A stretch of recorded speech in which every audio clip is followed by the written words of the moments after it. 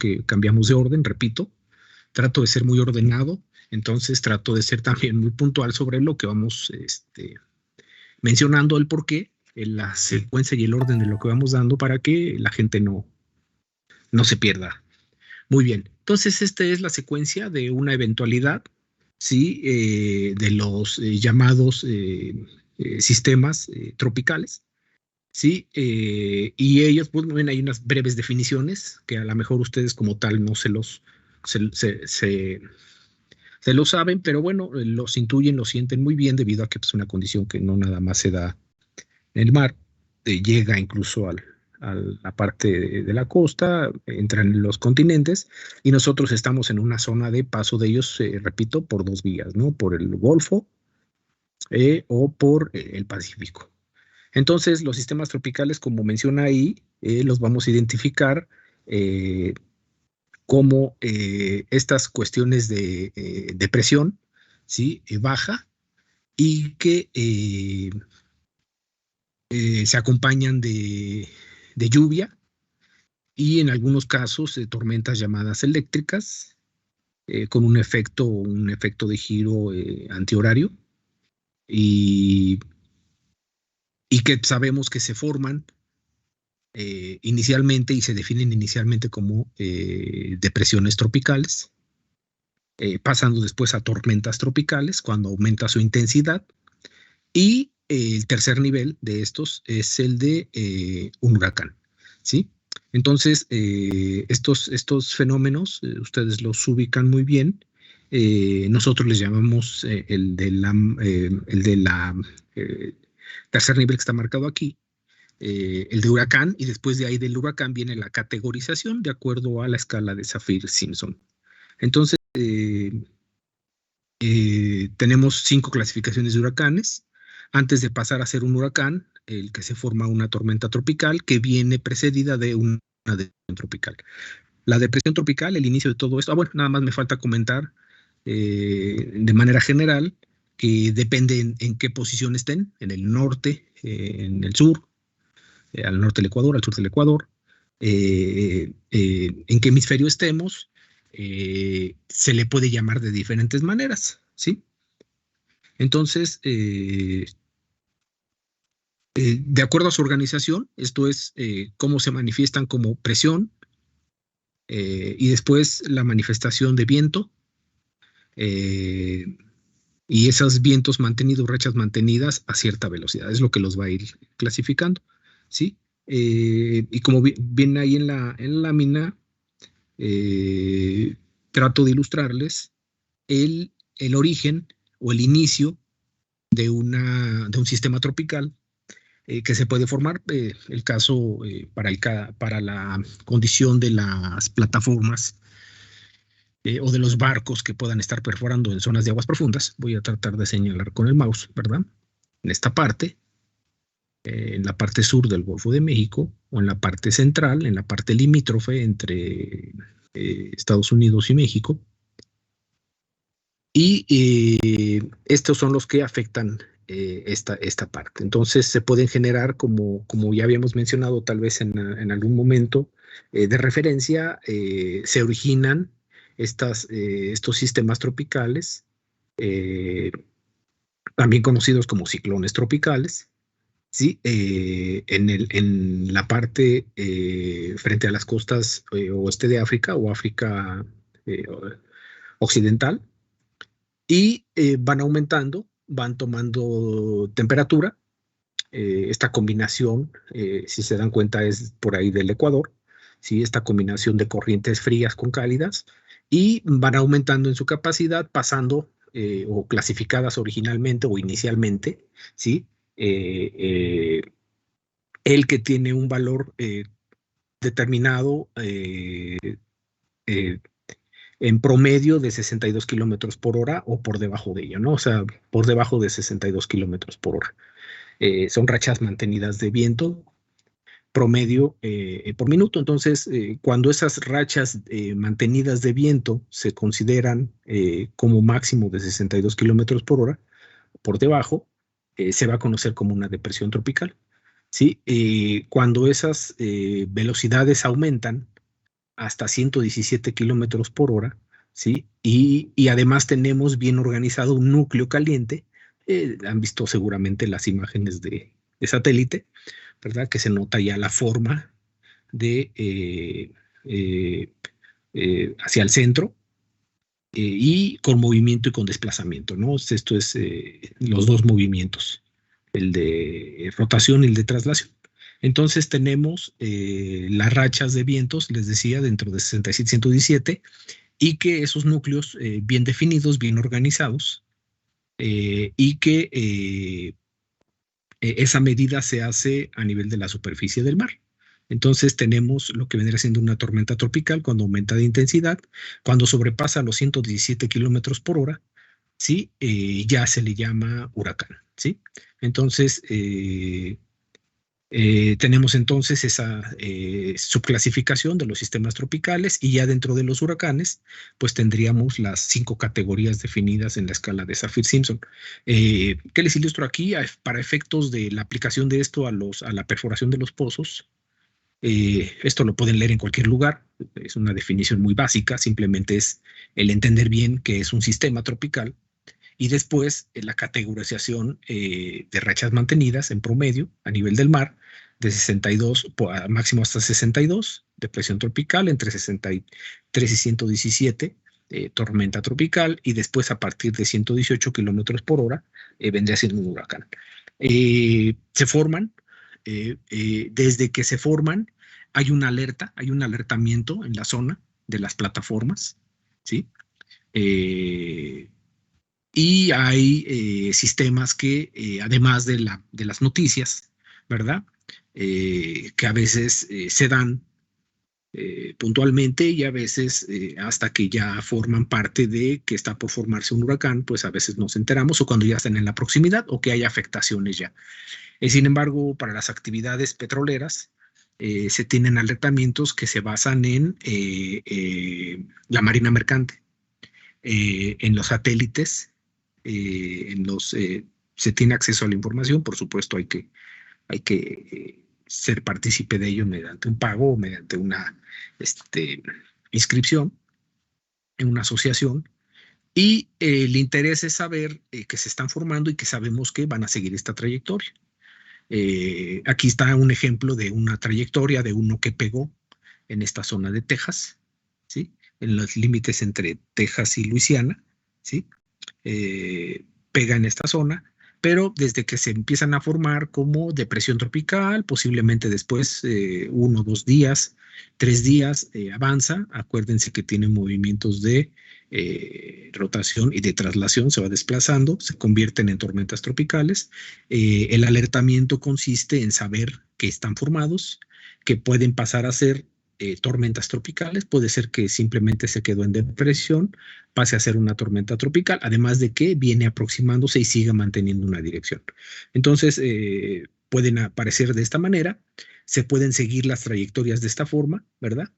Y se van midiendo estos sistemas en función de lo que generan. Sabemos que generan vientos, corriente, oleaje, tormentas, nubosidad, lluvia, ya mencionado, y que estos sistemas atmosféricos están bien organizados, bien distribuidos, y que pudieran manifestarse al entrar en estas zonas, tanto de circulación. Aquí hay una circulación local, que es la famosa corriente de Lazo, que entra por el canal de Yucatán, sale por entre Cuba y la Florida. Esos movimientos es esta trayectoria también que tienden a seguir. A veces desde por aquí se desvían, ya no pasan hacia el Caribe y pegan en la parte norte de Estados Unidos. A veces se dan la vuelta, se meten a Sudamérica. A veces siguen hacia el Caribe, pasan a Centroamérica, pasan hacia el Pacífico. Es muy fácil que por aquí pasen hacia el Pacífico y después regresen de este lado. Recordemos, es por el mismo efecto de la rotación de la Tierra, la trayectoria que tienden a llevar, o también alimentados por las condiciones locales. Puede seguir el Caribe y después muchos pegan. Tenemos una barrera natural que es la península de Yucatán, pero a veces tienden a irse por el Caribe y bajar hacia nuestro país, o a veces pegar, atravesar la península de Yucatán, volver a entrar al Golfo tienden a veces a subirse, tienden a veces a pegar en la parte norte de nuestro país o en la parte de Texas o Luisiana, o entrar de lleno a nuestro país y en algunos casos han pasado por la parte del Istmo, por la parte de Veracruz hacia Oaxaca y han cruzado hacia el Pacífico. Entonces, el interés de las plataformas es porque afectan la actividad. Todo eso que pueda pasar se va siguiendo a manera de por ejemplo, de esto que se va viendo, aquí son por días, por fechas, ya pasando por el Caribe, se le va monitoreando día con día y se va viendo el que puede, de cierta forma, ir incrementando su capacidad, pasando en algún momento de huracán, después de tormenta tropical, a huracán categoría 1, categoría 2, categoría 3 y a veces pues ya sabemos que la categoría más alta es la 5. Y entrando en tierra incluso ha habido algunos, como les digo, que entran a tierra y se vuelven a alimentar e incluso tienden a volverse a bajar de categoría, convertirse nuevamente en tormenta tropical, depresiones tropicales, pero así como agarra o se alimenta de temperatura y de efectos que lo pueden volver a intensificar, tienden alguna vez incluso a volverse a incrementar, ¿no? O a disipar, podría ser. Las categorías ustedes, pues seguramente también las entienden muy bien. Nos habíamos quedado en que entraban a 119 kilómetros, entre 119 kilómetros, rachas mantenidas, en promedio por minuto y 153 kilómetros por hora. Esas rachas mantenidas en cierto tiempo nos dicen que puede pasar de categoría 1, de 154 a 177, categoría 2, 178 a 209, categoría 3, 210 a 250, categoría 4 y a partir de 250, categoría 5. ¿Qué implica esto para las actividades petroleras? No poder operar, ¿sí? También implican reducir la operación. En algunos casos, también van a implicar no nada más no poder operar, sino tener que evacuar. Y debemos entender todo esto como actividades de perforación, la suspensión dependiendo de qué actividades de perforación tengamos que pueden comprometer a los pozos y que es necesario tener una alertamiento, tener una información que nos vaya sirviendo para la toma de decisiones. Nosotros tenemos idea de cómo pueden avanzar los huracanes, a veces es en cuestión de una semana, ¿sí?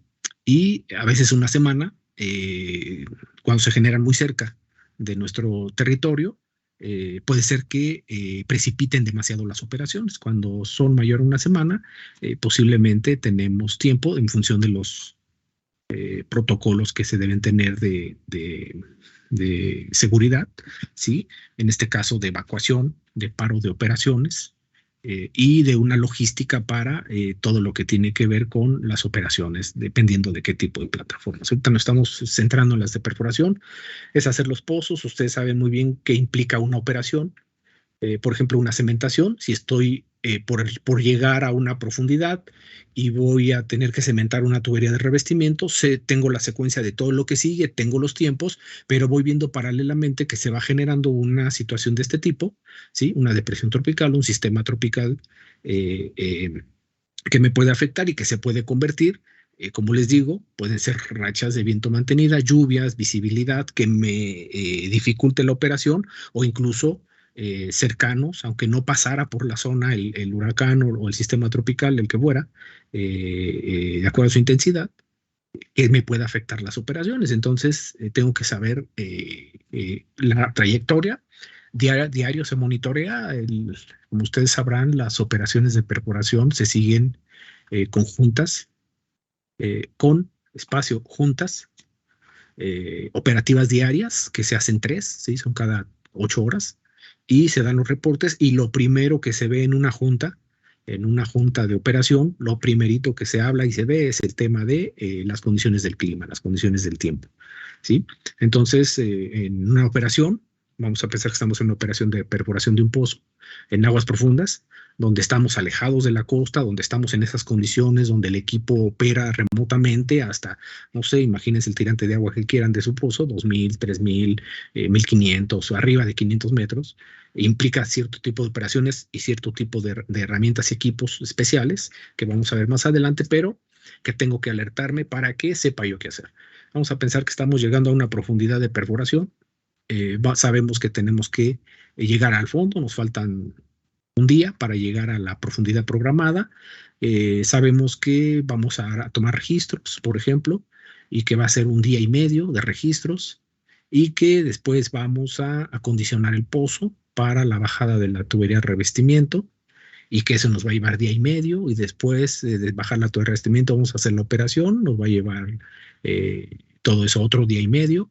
Entonces ya estamos hablando del orden de 4 o 5 días fácilmente, donde después tengo que esperar el fraguado otro día, 6 días, y después evaluar la cementación 7 días, por ejemplo. Estoy dando números así, sin tomar en cuenta que puede variar de acuerdo a la dificultad, a la profundidad y a la operación misma. No hay cementaciones de diferentes tipos, hay perforaciones de diferentes tipos, toma de información de diferentes tipos, pero estamos hablando del orden de 7 días.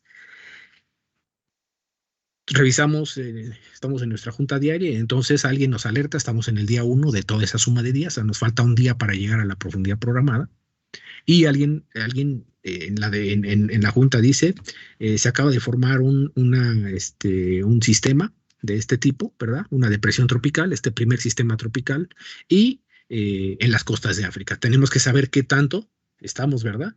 De cercano, en qué dirección, y empezamos a ver posible, ya están los que estudian esto, ya están empezando a hacer modelados para decir, se puede convertir en esto, trae tal velocidad. Aquí lo que no nos conviene, pues es que estos sistemas de repente avanzan, de repente se estacionan y se vuelven un tanto erráticos en dirección. Entonces, primer llamada de atención. Al siguiente día, pues a lo mejor ya va por aquí, al tercer día ya va por aquí, cuarto, quinto día, y si sigue esta trayectoria, pues nosotros no nos vamos a esperar hasta que llegue al Golfo de México o hasta que esté frente a las península de Yucatán para tomar medidas, porque sé lo que puede pasar. Entonces le hago un cálculo rápido y digo, si este se va y avanza en 6, 7 días y llega aquí, me va a agarrar terminando la cementación, y si algo se me atrasa en la cementación, puedo tener algún problema considerable. Considerable, pues es que tenga que ver con el descontrol del pozo, con el aseguramiento del pozo, la pérdida del propio pozo, pero no más importante eso que exponer al personal que está operando en estas zonas. En su integridad, que se pueda dañar el ambiente y que podamos tener pérdidas materiales considerables. Entonces, se toman las acciones desde por aquí, cuando sabemos segundo día que ya se convirtió de depresión tropical en tormenta tropical y que sigue cierta trayectoria, ¿sí? Los ponen de este tipo, ¿verdad? Donde puede variar, es un cono que puede ir variando, donde se puede ir moviendo o donde está el centro y va aumentando de intensidad, por lo tanto hay un mayor radio de afectación o de efecto. Y entonces empezamos a tomar medidas. Al segundo día, al tercer día, vamos a pensar que ya llegamos a la profundidad programada y ahí tenemos que tomar una decisión. Vamos a pensar que ya está aquí donde está el mouse, ¿verdad? Ya anda por ahí, muy cercano a Haití, a Puerto Rico, ya pasó frente a Trinidad y Tobago, o ya pasó esta zona, pasó Dominicana, ya está frente a Cuba o ya está pasando por aquí por Cuba y sigue en esta dirección y el pronóstico lo manda por aquí, que entra al Golfo. Se puede dar la vuelta y entrar hacia nosotros, puede seguir e irse hacia Estados Unidos, pero vean esta imagen, pues puede tener afectaciones, fuertes lluvias, vientos, rachas de viento, oleaje, que puede dificultar las operaciones e incluso evitarnos que podamos operar, aunque no nos afecte de tal forma que tengamos que tomar unas medidas mayores. Si fuera el caso, yo tengo entonces que tomar decisiones de decir, pues nada más llegamos a la profundidad programada, tomamos registros si nos da tiempo, por ejemplo, ya no vamos a bajar, ya no vamos a cambiar el fluido, ya no vamos a bajar la tubería. Sabemos lo que implica cambiar el fluido, ¿verdad? Es aligerar la columna para poder desplazar fluidos y bajar la tubería. Entonces ya no voy a bajar la densidad, simplemente tomo registros y después de terminar registros voy a asegurar el pozo, ¿verdad? Vamos a pensar que ya anda por aquí porque ya se empiezan a sentir los efectos, fuerte oleaje, fuertes vientos, ¿sí? Fuertes corrientes y fuerte lluvia, y yo ya estoy preparado. Cuando ya llega por aquí, que ya tocó, no sé, por ahí por Cancún, no entró y puede bajarse, o depende si estoy acá en el norte, no estoy en la parte protegida del Golfo, en el sur, entra. Cuando él venga por aquí, pues posiblemente yo ya, el pozo, pare las operaciones. Posiblemente ya es categoría 2, categoría 3. Yo ya paré las operaciones, ya evacué al personal, ¿verdad? Y para eso necesito una logística. Las compañías necesitan una logística, helicópteros, barcos.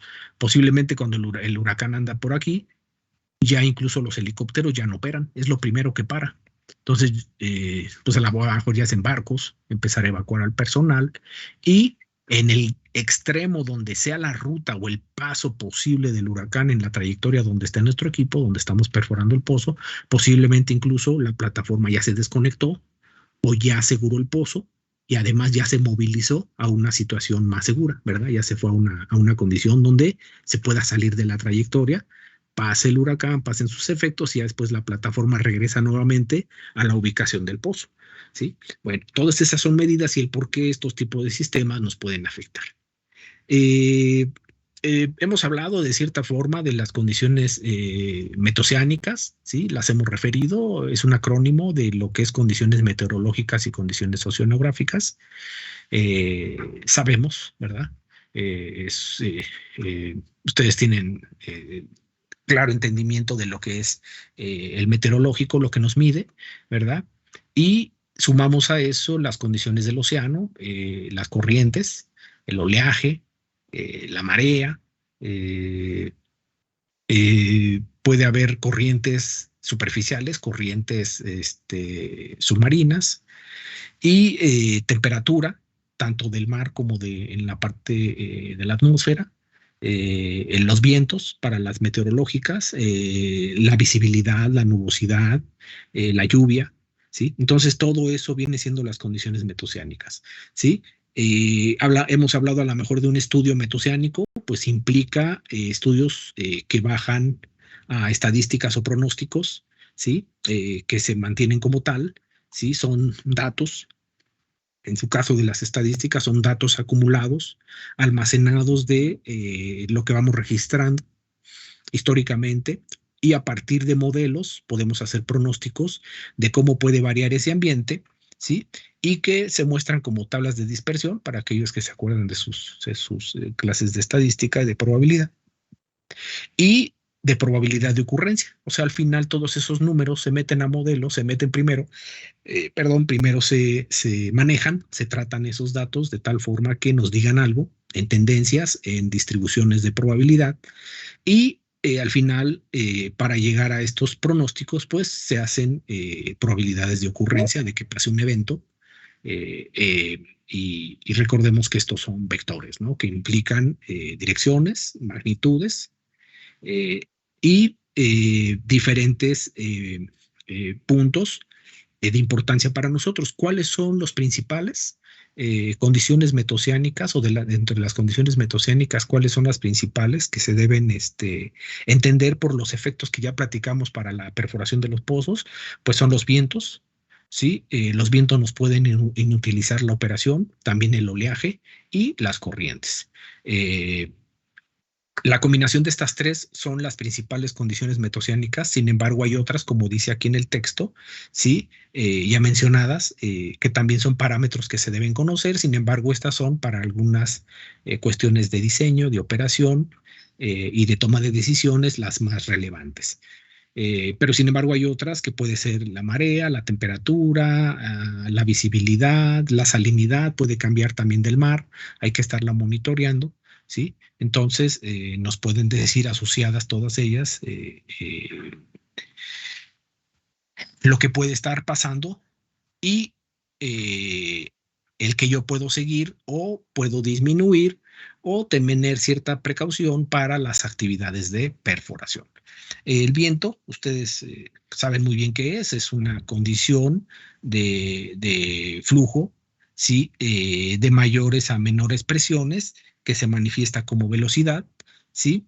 Y que a nivel del suelo por la cuestión de fricción, puede ser, aunque fuerte, puede ser menor, ir incrementando con respecto a la altura.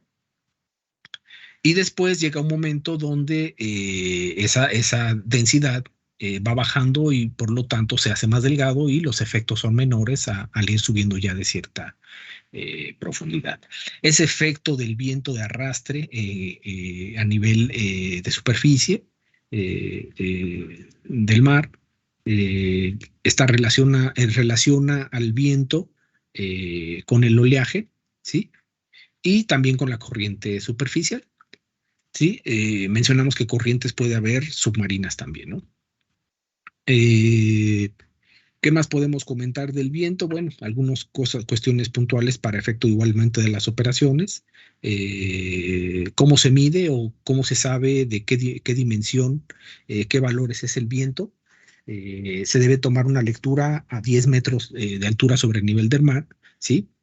Valores promedio y referirlo siempre a esa condición, porque para estandarizar, sabemos que si lo medimos más abajo puede ser menor por el efecto de la fricción, si lo medimos más alto por el adelgazamiento. Entonces, un valor promedio, un valor tomado, es el de referencia, el de a 10 metros. Los instrumentos de medición tienen que estar a esa altura. ¿En qué nos afecta o para qué nos sirve la velocidad del viento? Bueno, la respuesta del riser, ese elemento, vamos a verlo más adelante, que conecta la plataforma con el pozo, se puede ver afectado porque se mueva la plataforma. Voy a tratar de hacer un esquema. Desgraciadamente, cuando repito, llego aquí, tomo en cuenta que posiblemente alguien nada más está viendo puras letras y esté copiando y no esté eh, él mismo refiriéndose o referenciando a un esquema, ¿no? Entonces tenemos la plataforma, ¿sí? Ahí traté de poner el nivel del mar, ¿sí? Aquí están los pontones, esta es la plataforma, esta es la torre, sabemos que aquí tenemos un riser, sé que este es el nivel del mar, este es el lecho marino o el suelo marino, y este vendría siendo el riser. Ya sé que aquí están el cabezal de clases pasadas, ya mencionamos que aquí está el cabezal. Encima del cabezal están los preventores, ¿sí? Y este es el riser. Esto nos conecta la plataforma con el pozo. Tenemos un sistema de seguridad, preventores submarinos. Tenemos un riser que nos comunica el pozo hasta el área de perforación en la plataforma. Y a partir de aquí, pues bueno, a partir de aquí ya tenemos el famoso pozo, ¿no? El conductor, la superficial, y etcétera, etcétera. Muy bien. ¿Qué pasa? El viento va a tener efecto sobre la plataforma, además de que va a tener efecto sobre las operaciones en superficie, eh, y va a tender a, conjuntamente, sabemos, por aquí dijimos que está relacionado eh, eh, con el oleaje, ¿verdad? Entonces, directamente relacionado con el oleaje. Generalmente la dirección del viento es la dirección del oleaje. Entonces, también aquí va a haber un efecto de oleaje, ¿verdad? Que va a impactar sobre las columnas, que va a impactar la corriente submarina, va a impactar sobre los pontones, sobre parte de las columnas que están sumergidas y sobre lo que une a los pontones, ¿sí? Sobre esas uniones de los pontones, con el pontón hacia el otro lado, la otra cara de la imagen, detrás de esta imagen, ¿no? En la tercera dimensión. Entonces, sabemos que al mover a la plataforma, pues va a tender a hacer que se desplace el riser. Vamos a exagerar el movimiento y vamos a pensar que ese es un momento 1 y un momento 2. El riser ahora está aquí, ¿verdad? Así. Entonces va a tender a afectar la operación porque el riser tiene límites de operación. Entonces la respuesta del riser es lo que estamos poniendo aquí. Puede afectar esto.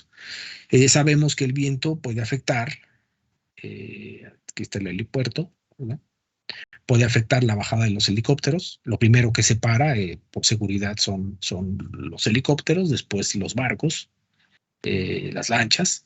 Entonces puede afectar la operación desde el punto de vista abastecimiento, cambio de personal, movimiento del personal y la seguridad o la integridad propia de la plataforma. ¿Qué pasa si empieza esto, se está desplazando, fuerte viento? Puede hacer que una embarcación, y ha pasado, que una embarcación, que un helicóptero pueda tener un accidente en la plataforma. Ahí, pues bueno, saben las posibles consecuencias, ¿verdad? Una explosión, muertes, que se dañe la plataforma, se suspenda el pozo, bueno, incluso hasta dañarse el pozo. Eh, las grúas que tenemos aquí, que habíamos visto, ¿verdad? Esas grúas, igualmente sabemos que las operaciones en altura se suspenden o se limitan y también nos va a afectar esas operaciones. Podemos tener una cantidad considerable de tuberías. En algunos casos estamos acostumbrados, era más cerca, estamos acostumbrados aquí a los peines donde tenemos las tuberías paradas o las lingadas conectadas para estar metiendo y sacando del pozo, pero podemos tener otras tuberías que están acostadas. Estoy aquí tratando de poner los tubos, que estoy viendo la cara nada más del tubo, está a lo largo hacia el otro eje. Eh, entonces puedo tener una cantidad de tuberías y esas tuberías se tiene por operación segura, pues se puede estivar, pero ya en una condición crítica se tienen que bajar la estiva, ¿sí? Esto es la cantidad de tuberías apiladas unas sobre otras. Y lo que ustedes también deben de entender muy claro, ¿no? Las operaciones con fuertes vientos, rachas recuerden, estamos hablando de a partir de 120 prácticamente kilómetros por hora cuando es el efecto de un huracán, pero igualmente han estado seguramente en este tipo de condiciones de tormenta tropical donde 100 kilómetros, 80, 70 kilómetros por hora no es posible operar, aunque no fuera un huracán. Y aunque el huracán no pasara cerca, el efecto sobre la zona puede ser igualmente considerable, aunque no fuera la ruta del huracán, sino en la cercanía. Pues a veces pasó el huracán apenas recientemente, ¿verdad? Pasó por Veracruz, pasó por Hidalgo, fue hacia el Estado de México y no tocó el Distrito Federal, pero pues aquí había rachas de viento fuertes y fuertes lluvias. Entonces, simplemente para darnos una idea, ¿no? Lógicamente los que lo sienten o que pasan pues, exactamente por la zona, en la zona de afectación mayor, pues saben a qué nos estamos refiriendo, que no es posible las operaciones. Entonces, así nos puede inutilizar. ¿Qué conceptos hay que tener en mente? Para efecto de las estadísticas, para efecto del manejo de los números, hay dos condiciones que se manejan relacionadas a los vientos, ¿sí? Pero también relacionadas a las condiciones de las cuales se determina esto, y son dos condiciones muy utilizadas, que son las dominantes y la otra son las reinantes. Entonces, en el primero de ellos, en las condiciones de vientos dominantes o condiciones dominantes, como dice aquí, en este caso son la tendencia en la dirección del viento, ¿sí? O sea, recordemos un vector, tiene magnitud y tiene dirección. En este caso, ¿sí? Es la tendencia en la dirección del viento, ¿sí? Como la velocidad más alta sobre un punto en particular. O sea, se determina y se define que esa parte del vector de viento donde la dirección del vector no es significante, ¿sí? Entonces, se trata de poner o de descomponer el vector en dirección y magnitud y la parte significativa de los datos, en este caso de los vientos dominantes, ¿sí? La dirección no es significante. Entonces, ¿qué es lo que es significante? La magnitud, ¿sí? Entonces, si toda una serie de valores en promedio apuntan a esto, es la magnitud para este caso, ¿sí? Aquí sería, del vector sería la magnitud, ¿sí? Lo manejamos así, ¿verdad? Es un vector. Entonces tiene dirección y tiene magnitud, ¿sí? Muy bien, entonces la siguiente descomposición de todos esos valores es cuando agrupamos condiciones reinantes, ¿sí? Entonces, mientras en uno es la magnitud, en el otro sería la dirección, ¿sí? Entonces aquí dice entre paréntesis, la magnitud del vector no es significante, o sea, recuerden, son cifras significativas, ¿no? La parte I es una forma de descomposición, ¿sí? O de agrupar lo mayor. En este caso es la velocidad. Mientras las mayores magnitudes se pueden estar dando en esta dirección, las mayores direcciones podrían estar siendo así, ¿sí? La dirección y la magnitud, las condiciones dominantes, las condiciones reinantes. ¿Sí? Entonces esto es igualmente, si lo leen, es vientos preponderantes en una dirección única sobre un punto en particular. ¿Sí? Entonces, la dirección del viento con mayor frecuencia, mayor ocurrencia en la estadística. ¿Sí? Aquí está la clave de la definición. Muy bien, entonces eso es lo que vendrían siendo las condiciones. Estas serían las reinantes, ¿sí? Y esto es muy parecido también para aquellos que se acuerdan de lo que representan los números, de lo que pondría ser la moda, ¿verdad? Esto es los valores que más se repiten, ¿sí? Los valores que más se repiten, en este caso, en las cifras significativas, es lo que es significativo y en cuanto a dirección.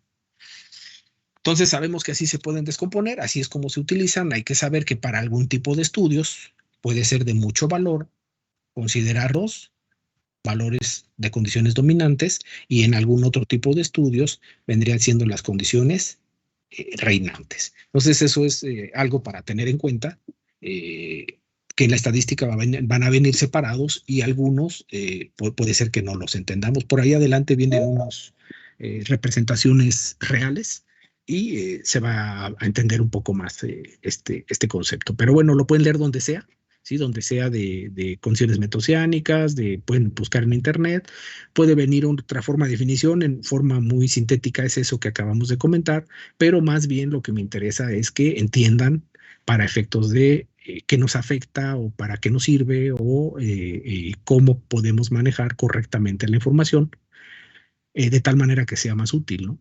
Si no la sabemos utilizar, a lo mejor estamos sobrediseñando y si no la entendemos, a lo mejor estamos subvalorando, que las dos cosas son igual de malas, ¿no? Para efectos de ingeniería. Eh, Pasando al segundo de los tres condiciones metoceánicas más importantes o más utilizadas por su efecto, por lo pronto para el caso de perforación, vendría siendo el oleaje. Dijimos que este estaba muy influenciado por los vientos, aquí está, es la primera parte del texto, ¿sí? Y hay lo que le llamamos estados del mar, ¿sí? Que lo podemos clasificar, ¿sí? Las diferentes formas de olas, ¿sí? Estas son las que se denominan, aquí están, sí y swell, y la primera de ellas es local, ¿sí? Son efectos locales o condiciones locales que va a depender de fuertemente en su intensidad, ¿sí? No persistente en la distancia, entiéndase que son condiciones locales generadas en el sitio, ¿sí? Eh, y sobre la distancia, una cierta distancia sobre la que actúan, que es este término. Es dependiente del oleaje, perdón, es dependiente del viento, por lo tanto, van a variar y a generarse intempestivamente. Eh, de repente alguien puede manifestar que tienen condiciones de fuerte oleaje, de fuerte viento, y en otra zona, tal vez a unos 100 kilómetros, 200 kilómetros, pues nada, no hay absolutamente nada. Esta es la razón de que las subclasifiquemos en las que son locales, de poca distancia o de poca trayectoria, y que están relacionadas directamente con el viento. Sabemos que van a ser irregulares, sabemos que pueden ser caóticas y que son muy difíciles de predecir por lo mismo. Entonces, la otra condición del oleaje es el que este es más global, ¿sí? Se desplaza en grandes distancias, ¿sí? Vamos a llamarles son regionales, ¿sí? Y estos valores se tornan no tan caóticos como estos, les llamamos más redondeadas esto que vemos, ¿verdad? Lo que vemos así, más redondeado, ¿sí? Más suavizado y, y más predecibles, pues son regionales y tienen más desplazamiento. Al tener más desplazamiento son mejor utilizados. También cuando leamos o cuando veamos un estudio metoceánico, otra diferencia es esos estados del mar que pueden ser referidos y que ya entenderíamos muy bien al leer un estudio de eso, a qué se refieren estos dos y por qué se estudian o se analizan. Recordemos que vienen de estadísticos que se meten a modelos que representan estas condiciones y nos van a dar pronósticos eh, para efecto de hacer una operación. Esto quiere decir que antes de ir a perforar a un lugar, ya lo habíamos mencionado en algún momento, tengo un sitio y en este sitio donde voy a perforar, pues yo tengo que ver en el tiempo donde vaya a perforar qué condiciones se pueden presentar para con ese pronóstico hacer algunos parte del diseño, lo vamos a ver unas láminas más adelante, y en su caso, prever lo que se puede presentar para la logística y algunas consideraciones de protocolos de operación para la toma de decisiones y también de planes de contingencia y de emergencia. Para eso me pueden servir. Estos puntos no creo que valga la pena señalárselos. En matemáticas ustedes lo entienden muy bien de las funciones periódicas, es el mismo concepto, ¿verdad? Y ustedes saben muy bien o entienden muy bien lo que es una cresta, ¿verdad? Que vendría siendo la mayor altura de la ola. El valle, que es la parte más baja de la ola, ¿verdad? El valle, que es la parte más baja de la ola. La longitud de la onda, en este caso de la ola, ¿sí? Entre dos crestas sucesivas, ¿verdad? Por ejemplo, esta sería la longitud de la ola. La frecuencia es por una unidad de tiempo, ¿sí? O sea, tantas olas por unidad de tiempo, tantas olas por minuto, tantas olas por segundo, ¿sí? Y el periodo es el tiempo en el cual pasan dos crestas sucesivas en un mismo punto, ¿no? O sea, yo pongo un punto fijo y pasa primero esta cresta y después va a pasar la otra. El tiempo en el que pasa la siguiente cresta por un punto fijo, ese vendría siendo el periodo. Es lo mismo que les digo de las funciones periódicas, de matemáticas, que ustedes entienden muy bien, se aplica a este efecto de las olas. ¿Por qué es importante? Bueno, sabemos que esa es una manera de dimensionar que tiene más esta forma, que tiene más esto de irregular, que tiene más esto de intensidad, ¿sí? Y que por supuesto son indicadores de lo que puede estar pasando en el tiempo, en el lugar, en el sitio, tanto local como regional, y lo que puede venir después. Muy bien. Respecto a las olas, hay un valor que también van a venir en los estudios metoceánicos que debemos entender, es el de la altura significativa, viene abreviado muchas veces, es HS, ¿sí? Y eso implica que le podemos decir a alguien que vaya y cheque las condiciones del mar, pues va a haber alguien en la plataforma tomando estos datos o va a haber alguien tomando valores de una boya o en una embarcación cercana y que van alimentando estos valores. Entonces, o algunos de estos valores.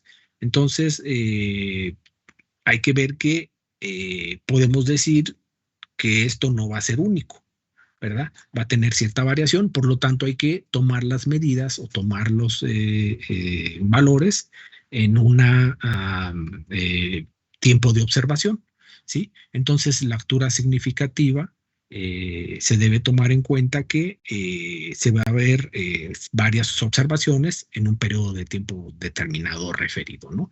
Esa sería una altura significativa y no la van a referir, ¿sí? Pero esa sería la altura significativa de la ola.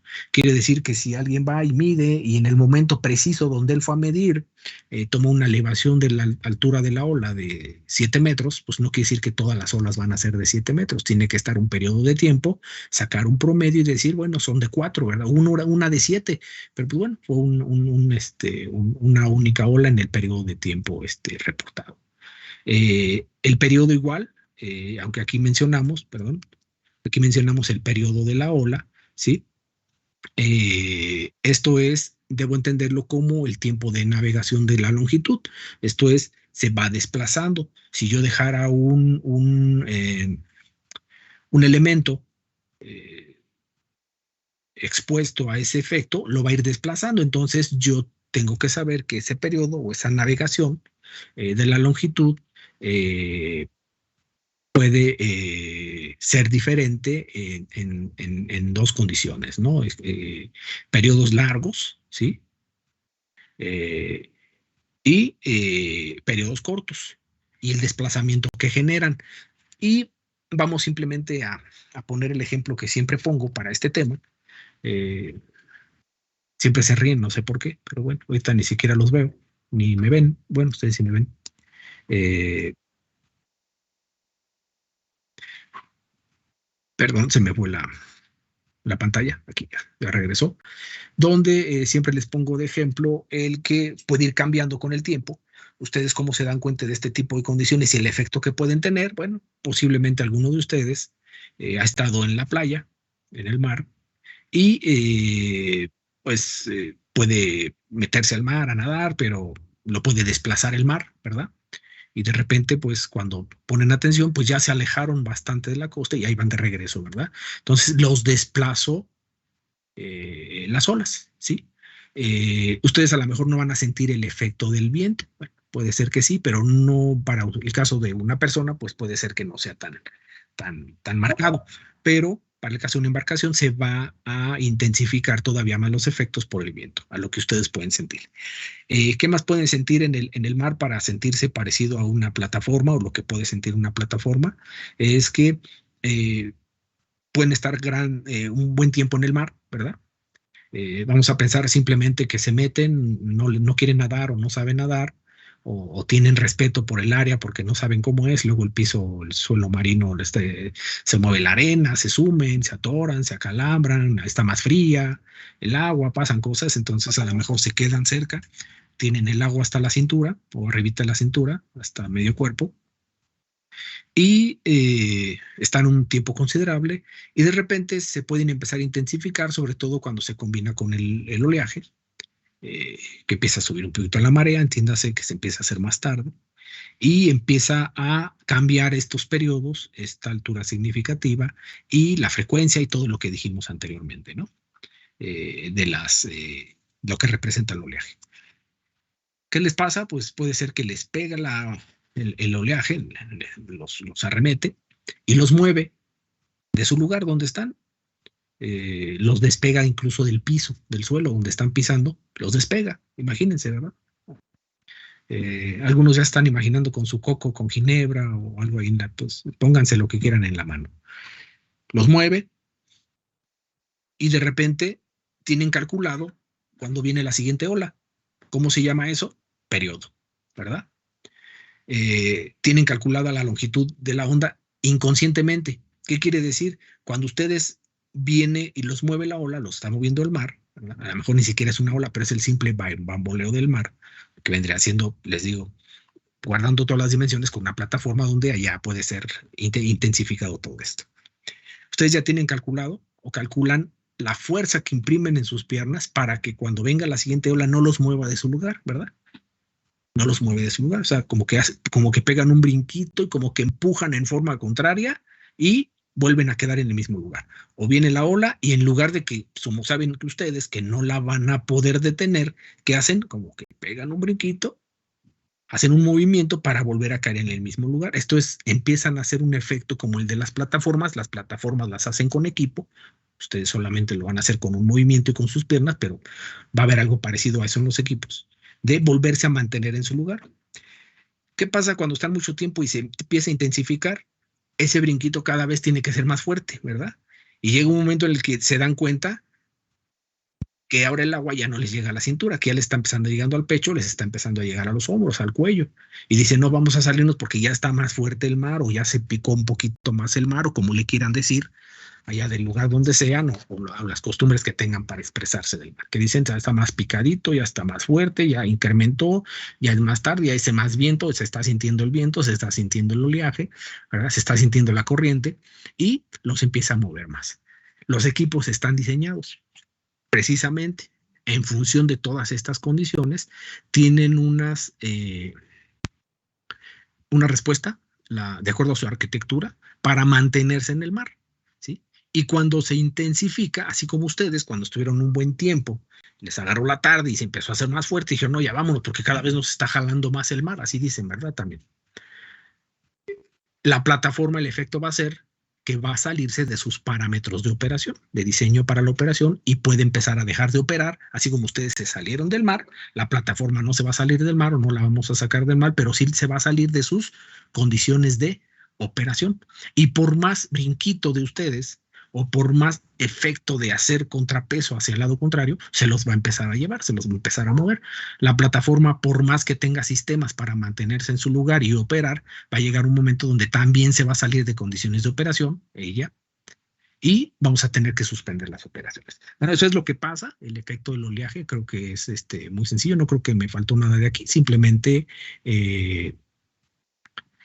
bueno, sabemos o ya platicamos nosotros que los modus eh, están parcialmente sumergidos, por lo tanto tienen un efecto a estos movimientos, a estos fenómenos, a estas variables que señalamos, ¿sí? En este caso, entonces, nos va a generar en algunos casos eh, para los barcos mayor efecto sobre la embarcación y esta sobre el riser. En el caso de las semisumergibles menor, pero mucho mayores que en una plataforma fija, ¿no? Eh, eh, en cuanto al oleaje, en aguas profundas hay periodos de olas del orden de 20 segundos, ¿sí? Entonces, los equipos tienen una condición, por eso los límites para hablar de dónde operan, pensando que esto es el tirante de agua, ¿verdad? Decíamos que hay una zona, si lo vamos a tratar de ilustrar, donde pues las condiciones que se dan del orden de los 150 metros, 180 metros, es mejor un auto elevable, ¿verdad? Ahí va a ser así. Un auto elevable. Después, una semisumergible.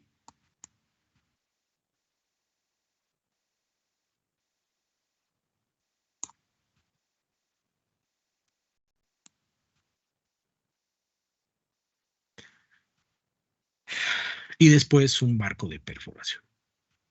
¿Sí?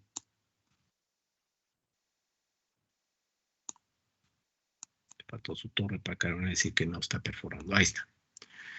Y sin embargo, hay zonas o regiones donde pueden operar ambas y algunos sistemas van a auxiliarlas para eh, operar de manera segura.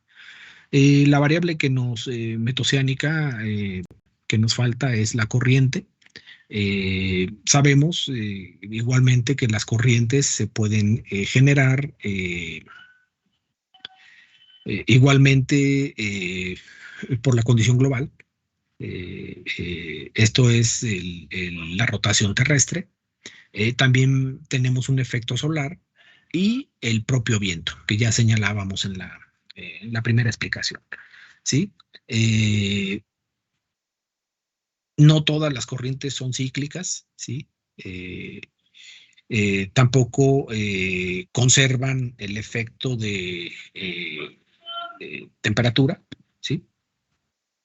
Entonces hay trayectorias que pueden ser generadas en condiciones muy particulares, como el del Golfo de México ya mencionado, y en otro, en algún caso, tendiente a las cálidas, que son circulares, y a las frías, que son lineales, ¿no?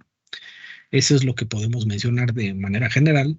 Esas efectos ya mencionábamos, solares, rotación de la Tierra o viento. Igualmente, por su origen, las corrientes se pueden separar, esto es por lo que las produce, pero también se pueden diferenciar o separar o clasificar eh, muy particular, porque hay corrientes de densidad, esto es, se mueve o el desplazamiento es porque se generan diferentes densidades, pero son breves. No sé, igualmente siempre digo el ejemplo fácil, el ejemplo sencillo, la analogía, bueno, no es analogía, corrijo, es real, pero eh, algunos de ustedes posiblemente lo vieron cuando vieron dibujos animados, ¿no?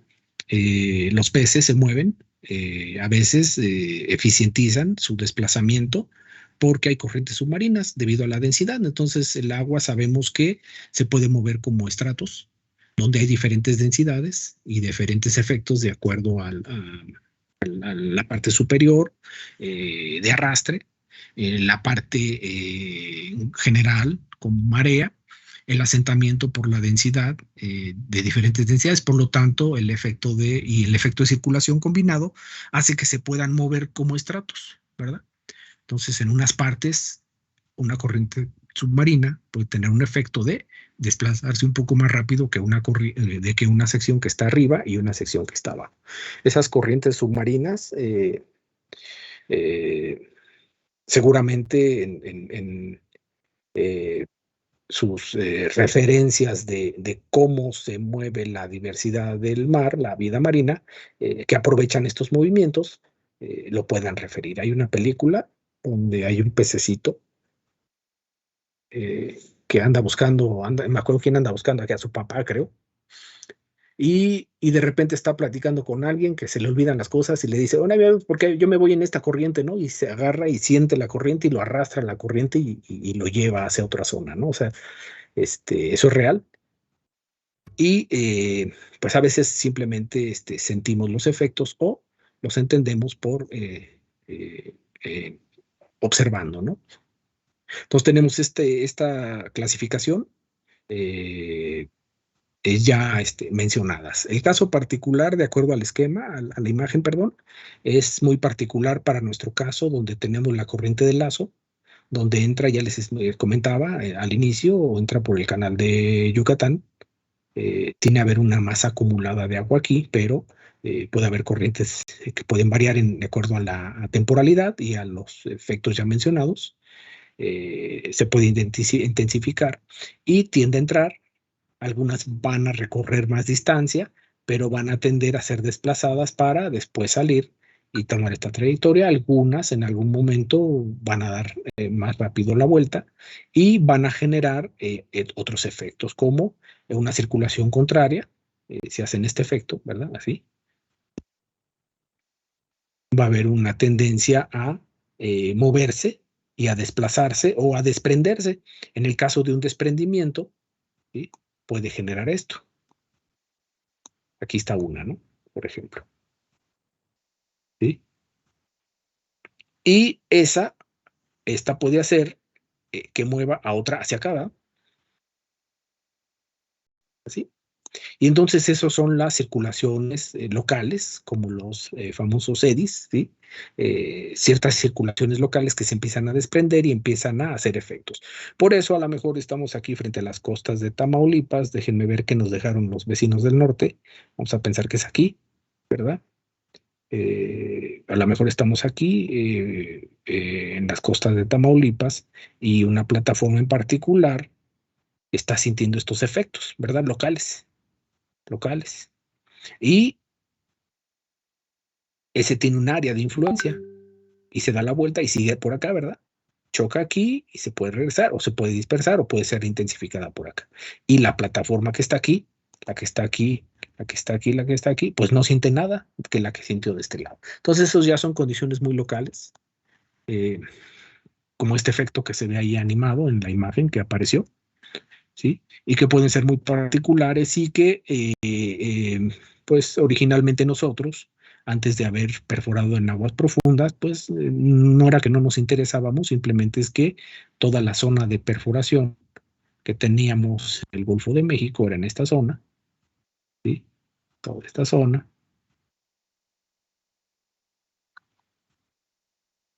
Y era protegida por la península de Yucatán. Y estos se sienten más hacia esta parte. Y en algún caso, ahora en Tamaulipas, pues sí se llegan porque tenemos o ya se perforaron pozos en esta zona. Entonces, son esos efectos provocados por condiciones locales como la corriente del lazo y que se necesitan ahora estudiar para que se pueda prever todo lo que estamos comentando de condiciones de operación, condiciones de seguridad, logística, planeación de los pozos, seguimiento, ¿sí? Y algunos diseños muy particulares como el del Riser. Este no me acuerdo qué era. A ver, permítanme. Ah, ya sé qué pasó aquí. A ver, permítanme.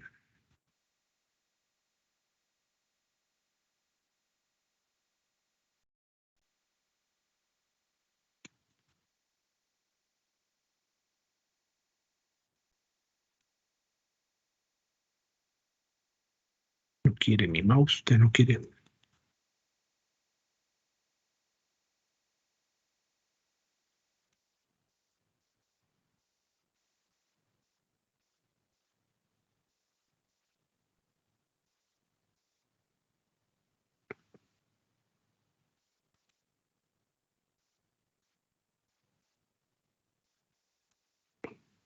Permítanme.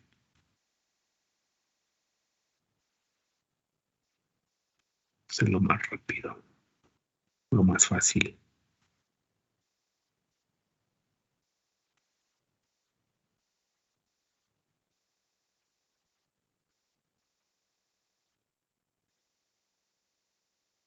No me ayuda el mouse para nada.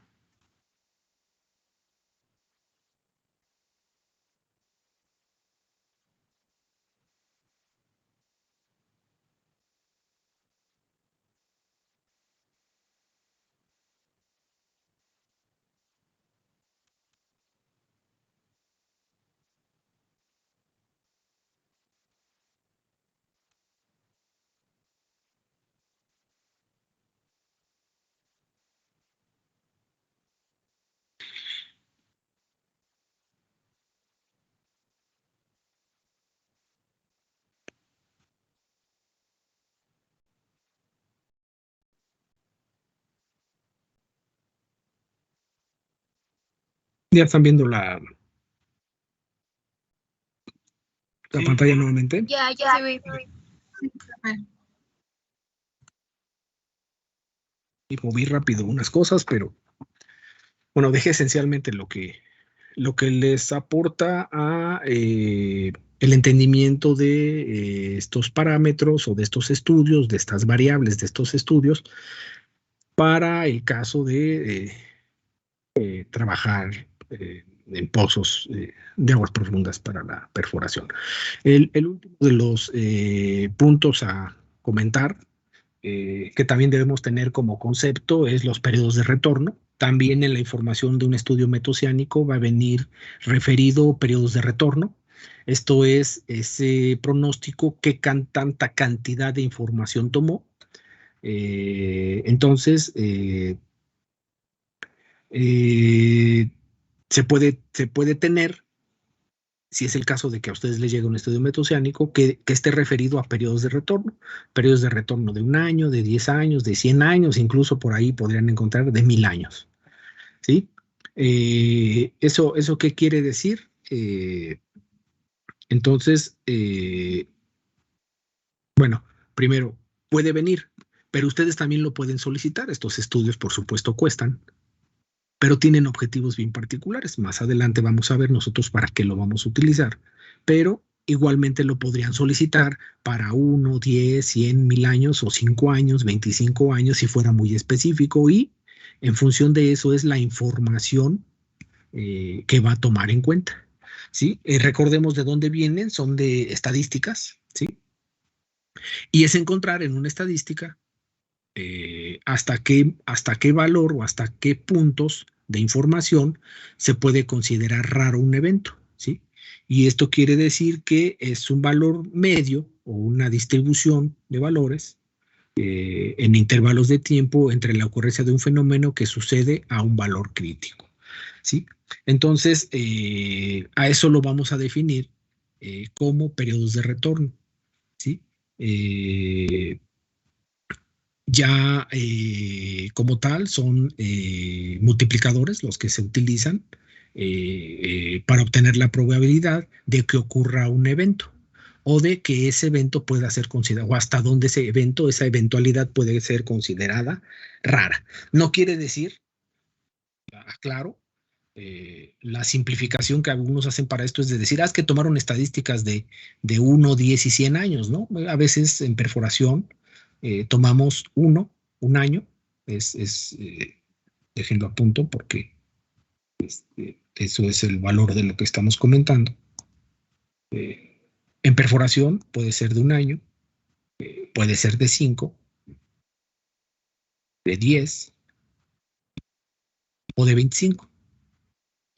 La cantidad de información que se puede utilizar o hasta dónde toda esa repetición de valores, de datos que se pueden alimentar, pueden ser para considerar efectos o fenómenos.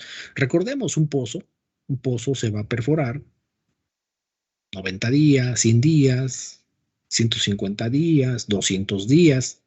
O sea, vamos a estar en el sitio operando y sintiendo efectos en ese tiempo. ¿Qué quiere decir? Que para efecto de diseño es suficiente tomar valores que se puedan considerar raros, toda una serie de estadísticos, ¿sí? Con esa ocurrencia y con esos intervalos, pero sería suficiente de este tipo. Para efectos de diseño del riser, a lo más llegamos con estos. Sin embargo, para un análisis muy particular podrían ser estos y así muy, muy extremos, críticos, considerando la terminación y después alguna instalación durante la operación del pozo, pues incluso podrían ser estos, ¿sí? Pero no está relacionado con el número de años de estadística, simplemente vean, ¿no? Les dije que hay incluso para periodos de retorno de 1000 años, referidos así. Que no quiere decir que sean datos de 1000 años, ¿verdad? Del sitio donde se va a perdurar, ¿no? Son alimentación de valores donde se ven fenómenos, ¿sí? Y se ve la ocurrencia de fenómenos de acuerdo a su criticidad y se define qué es crítico. Se pone a modelar y se determinan a partir de estadísticos y de modelos que ya mencionamos, vientos, corriente, oleaje y valores muy puntuales como el de la altura significativa, ¿sí? Periodos, etcétera, en una serie de valores para la zona en donde voy a perforar. ¿Sí? Y ahí va a haber esa serie de valores. Muy bien, entonces eso quiere decir, ¿sí? Y aquí hay un ejemplo de altura de ola significativa, ¿sí? Y la velocidad del viento en nudos, ¿sí? Es que es la altura en pies, y vemos cómo si alguien me da valores de un año de periodo de retorno, vean cómo puede ir cambiando hasta los de 100 años de periodo de retorno. Aquí lo pueden ir viendo, ¿verdad? Entonces, de cierta forma, tiene que ver con la criticidad que estoy tomando de los datos. Por eso, yo les decía, si no entendemos lo que representan estos datos, y yo diseñara algo, operación de un riser, con estos valores, vean la diferencia, ¿verdad? Vean la diferencia. ¿Sí?